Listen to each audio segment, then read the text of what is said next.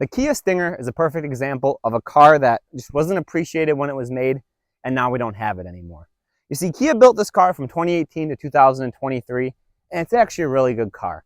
It's fun to drive, it's got some great performance aspects, and it's practical, but they didn't really sell enough of them, unfortunately, and Kia came to an end with production. So today we're going to take a look at this Kia. We're going to talk about what makes it such a great car, and I'm going to talk about why I think that people kind of slept on this car a little bit, and it's actually really underappreciated.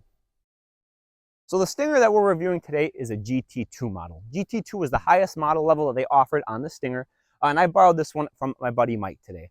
So you guys may remember Mike, he was in our Tail of the Dragon video. We took his 2014 Viper GTS down to Tennessee to drive on the Tail of the Dragon, and this is the car that he daily drives, so I am reviewing it today. I just wanted to go over real quick and talk about the few modifications that this car has. They're all cosmetic. The first one is the emblem up here is blacked out. The second thing is the chrome here on the hood vents are matched to the chrome on the grille here. He wrapped the roof black, he tinted the windows, and then some of the emblems on the backside are black as well. No performance modifications, everything is just purely cosmetic. So the Kia Stinger originally was debuted as a concept car at the 2011 Frankfurt Motor Show. They did not actually come out with it until the 2018 model year, and it ran up until 2023. So one of the cool things that Kia actually did for this car, they got Albert Biermann, who was formerly the vice president of the BMW M Series engineering division. So a guy obviously knew a lot about performance parts, he knew a lot about making a good performance car, and he did a lot of the engineering work on the Stinger with his team. But unfortunately, the Stinger, it didn't sell as good as the BMW 4 Series or the Audi A3, which is what they decided to have this car go up and compete against. But nonetheless, we're going to go over why I think that that's a little bit of a mistake that people didn't buy more of them. And we're going to start by talking about the powertrain. So going under the hood of the Stinger GT2. Now I do want to note, they did offer an entry-level Stinger model. That was a 2-liter inline-4 with a single turbo. This is a 3.3-liter V6 with twin turbos on it. It's 368 horsepower and 374 foot-pounds of torque. One cool thing you'll notice under the hood, they have some torsion bars here just to kind of enhance the structural rigidity a bit. But one thing that's very cool about this is that Kia actually tested the Stinger 6,000 miles, or a little over 6,000 miles on the Nürburgring just to really try to dial it in. So this model here is a GT2 all-wheel drive. They did also offer the Stinger in rear-wheel drive. We live in Wisconsin. It snows here. This car is on snow tires. We kind of need the all-wheel drive to get around here. And overall, with this configuration, it could go 0 to 60 in about 4.7 seconds, and the top speed is reduced from 167 on the rear-wheel drive to 149 on the all-wheel drive model. As for the overall design with the Stinger, they actually base this on the Kia K900 chassis. Now, you may have never heard of the Kia K900 because they sell like 12 of them a year in the United States, but it's actually Kia's luxury model, and not all Kia dealers even sell them. They're pretty rare, but they base this car off that same chassis. One key design element that Kia really wanted to do with this car was they wanted a longer wheelbase than their competitors. This was partially to make sure it had a 50-50 weight distribution. They had to stretch it out a little bit, but overall, it's for better handling. They want the thing to handle better than their competitors, so they lengthen the wheelbase a little bit in order to get the handling that they desired. So all Stinger GT2s essentially come fully loaded. There's no key options that you have to get on top of that. They want this to be the best Stinger that they make. But the one option you can get is called the Scorpion package. Now the Scorpion package adds this rear wing right here, and it also adds these quad exhaust tips that are finished in black. It's not necessarily a super performance thing. I doubt this does that much of a difference in terms of handling, but it does look nice and it does break up the back a little bit. Another add-on you get with the Scorpion package is 19-inch black wheels. While we're talking about the wheels and the suspension, I do want to point out a couple key things here. So for one, you get Brembo brake calipers, 4-piston in the front, 2-piston in the rear. I personally think this is something that's pretty unique because you tend to only see that on high-end sports cars. This is a sedan that you can drive every day, and I think that that's pretty awesome that they put some serious braking power behind it. Another exclusive thing to the GT2 is that you get an electronically adaptive suspension. So based on the drive modes, which we'll talk about when we drive the car, it'll actually adjust the stiffness of the suspension based on the drive mode that you are in. One last item I want to talk about with the styling is the hatchback design. So they wanted to look as much like a regular sedan as possible, but in terms of practicality, they did want to make it a hatch for the design. So you get the nice auto opening lift gate, and you actually have a decent amount of cargo space back here. This is something that you probably aren't going to get with an Audi A3 or a BMW 4 Series. As we climb inside the Stinger, I want to talk about some of the materials that are used. It's pretty upscale overall. You get nice Napa leather seats all around here. These front seats are power adjustable, they're heated and they're ventilated, and then you also have rear outboard seats in the back. Carbon fiber trim is here on the door panel and on the center stack. That's part of the Scorpion package that I mentioned before. And I just want to kind of talk about some of the features overall that we have inside of here that make this a little more on the luxury side. So we're going to talk about the steering wheel for a quick second here. So it's a nice leather wrap steering wheel, some perforated leather on the sides here. It is heated and it is also power adjustable. You have a whole bunch of buttons here. You can control audio, you can control your phone, and you can control various driving functions. You do have two paddle shifters mounted on the back side here, and then you have a center screen next to your 2 gauges, and you also have a head-up display as well. Next thing we got here is just our basic vehicle control. So one thing I like that Kia does is they do give you a lot of buttons for things still. That's something, a lot of companies try to fix it into the screen. I like that you have, your climate control buttons, your heated seat buttons, all available right there for you. So basically everything's pretty simple here. You do have auto hold, which is a nice feature where if you have it engaged and you come to a stop, you can put your foot on the brake, let off of it, and the car will hold the brakes until you hit the gas again. We'll talk about the drive modes while we're actually driving. But one other very nice thing is if you're parking, you can hit this P button right here, and then you'll see on the screen it has a 360 parking camera as well as a reverse camera. You can kind of cycle through and see all the different camera options on there, which overall is just really nice for parking in general. As for the screen, it's a 10.25-inch display. It has most basic functions you'd expect: Apple CarPlay, Android Auto, navigation. It's a little slow to respond, but nothing super annoying or anything. And honestly, screens get better every day. That's something that as this car gets older, it's just going to be what it is. You can't do anything about it. Lastly, before we take this out on a drive, I just want to go over some of the cool other luxury features that this car has.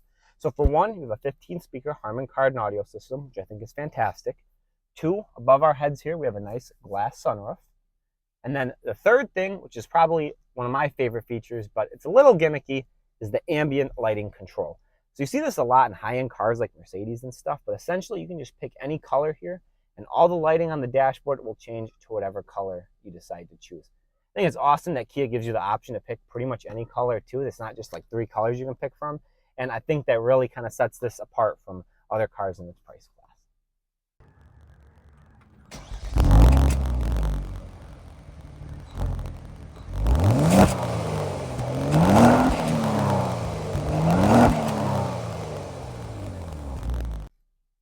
All right, so we're gonna take this out for a quick spin. So the first thing that you notice with this is that honestly, when you're driving it in comfort mode like we are right now, you drive it normally, it's just like any other car. It's quiet, it's smooth, and it's comfortable.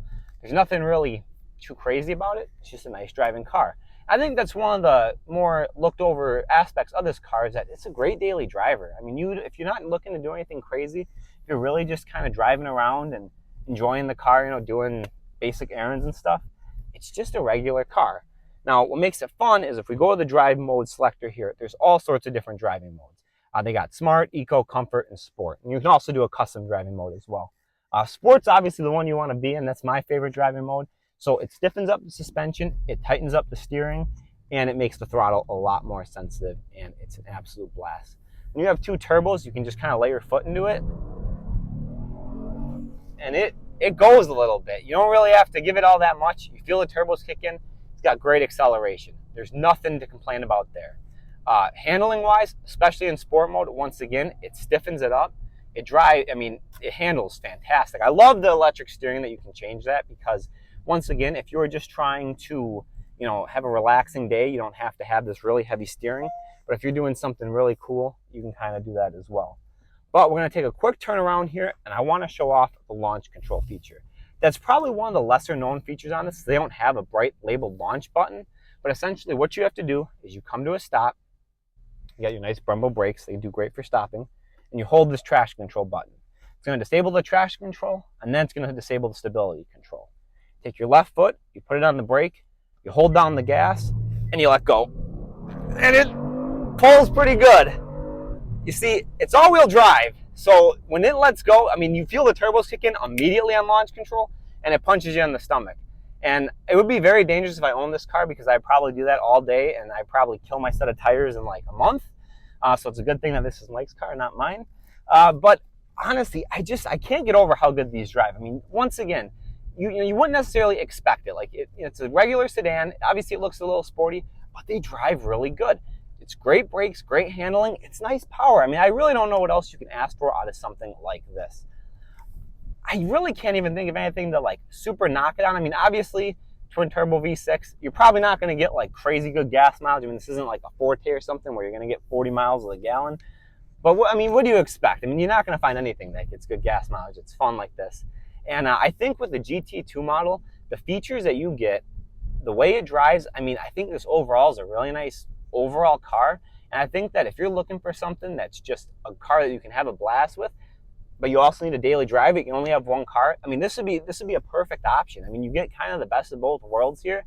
And in all honesty, there's not a lot of cars that do the sports car thing and the daily driver thing as well as this one. I also want to talk about some of the cool safety features on the Stinger here. So one of the things that I think that Kia does is absolutely fantastic is when you turn on the turn signal, left or right, it turns it on in the center here. Even if you see we switch over to left, it'll turn it on there too. That is great for if you're like taking a turn and it's kind of like a blind spot check for you in a sense. This does have the regular blind spot monitors as well, but I think that that's an absolutely fantastic feature. Another one that is a little nerve-wracking to me is you hit this button here and it'll do self-steering. And I'm still not fully used to this yet because this makes me so unbelievably nervous. But it does a really good job. Like, it's not like the car is going to do anything. I just feel like this is so wrong. And I'm sure it's going to yell at me if I leave my hand off the wheel for too long. But that's a pretty awesome feature. And, you know, it's once again, it's like, yeah, if you're driving this, you're going to be paying attention. But, like, if you're going to work at 6 a.m. and you're tired, you know, you throw the auto steering on, and it's pretty nice to have. We talked about the auto hold already, where it holds the brake for you. I think that's a great feature. And it's obviously got adaptive cruise control, all the kind of modern safety features that have been coming out with new cars. So that's another, I think, thing that people don't realize. You know, a lot of these enthusiast cars, they don't come with safety features like that. So you kind of get the best of both worlds in the sense of you have some safety features along with your performance features as well. One final thing I want to bring up, and this is, once again, maybe just a little gimmicky, but I think it's awesome. When you put it in sport mode, the driver's seat squeezes you. The bolsters kick in, like, and it'll like push you into your seat. I think that is awesome. I like when this bucket seats are real tight. And what's nice about that is, once again, you get the best of both worlds. You're in comfort mode, it's a regular seat. You're in sport mode, it holds you in, and you get a nice grip into your seat when you take it around the corners. Awesome feature. So after driving it, talking about all the features, you would think, so why didn't this sell? And I think there's one key reason, and unfortunately I think that was the fact that Kia just didn't have the reputation to build something like this. When this car came out, this was kind of the first big step up Kia had taken. They were plagued with a lot of issues over the years. You know, their engines from a long time ago, they were known to sludge up and go out. You know, they had some theft issues. And I remember hearing like the early Kia models in the United States, the four-wheel drive system would freeze up when it was below freezing. So there was all sorts of issues that they had, but Kia has taken a lot of steps to try to fix that. For one, they have a 10-year, 100,000-mile powertrain warranty on all their new cars, which is pretty much the best in the industry. I don't think anyone's beaten that out. And two, they've really just tried to step up their design language. They've tried to step up on their quality, and they've tried to really make some nice cars now. Between the Kia Telluride, the Kia K5, the new redesigned Sorento, the redesigned Sportage, they've come out with a lot of really nice cars that look really good. And that brings me to the point of, I think that the badge held this car back a little bit. And I truly think if you would have taken a BMW, an Audi, a Mercedes badge and slapped it on the front of here, they would have sold this for $80,000 and people would have bought it all day long. I unfortunately think people just could not get past the image that Kia was a cheap car and people had a really hard time going into a Kia dealership to buy something that was cool. So this has been our review of the Kia Stinger GT2. I hope you guys enjoyed the video. If you have any other cool cars you'd like to see us review, please let us know. Let's hear what your thoughts are on the Stinger in the comments below. And we'll see you guys in the next video. Thank you for watching.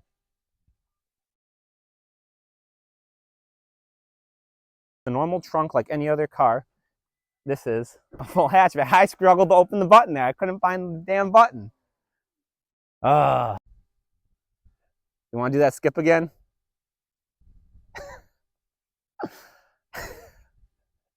Structural rigidity on and under the hood here, and I lost my train of thought. Gosh